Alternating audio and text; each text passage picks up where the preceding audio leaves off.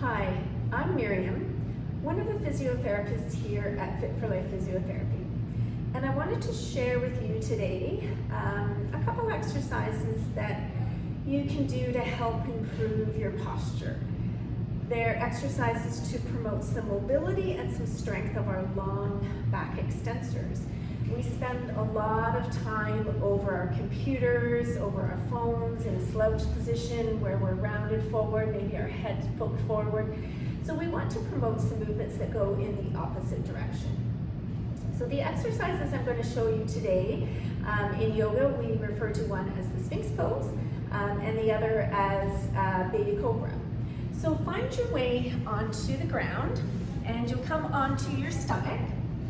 Bring your elbows under the shoulders, hands on the ground, and push up so that you're lifting your chest up. You don't want to lead with your head so that you're straining your neck, but keep your chin tucked in. Don't let your head hang down. You want to keep it in a nice long alignment. And try not to let your shoulders sink together, because that's a little bit hard and uncomfortable on the shoulders as well. So push through the arms to bring yourself into this gentle extension in your lower back.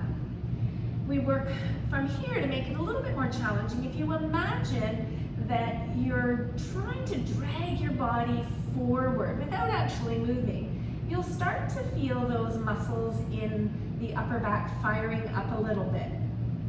You start to get a little bit of some strength building there. So you can hold this position, maybe it's for 30 seconds or a minute, perhaps even longer, and then you might come down and give yourself a little bit of a rest, and then come back up into it, into that same position. You might repeat that 2 to 3 times, maybe you'll repeat it 5 to 10 times, depending on your level of ability and where your fitness level is at. The other one that is called the baby cobra. So you come back onto your stomach, slide your hands underneath your shoulders, shoulder blades sliding back and your elbows together. Press into your hands to come up to the base of the rib cage and then lower yourself back down. You can move in and out of this position, just getting a little bit of mobility, but you can also create it into a bit of a strengthening exercise. So when you press up to the base of your rib cage, from here, keep that position and just lift your hands ever so slightly off the ground. Try to keep the tops of your feet on the ground, feeling those muscles in the upper back working.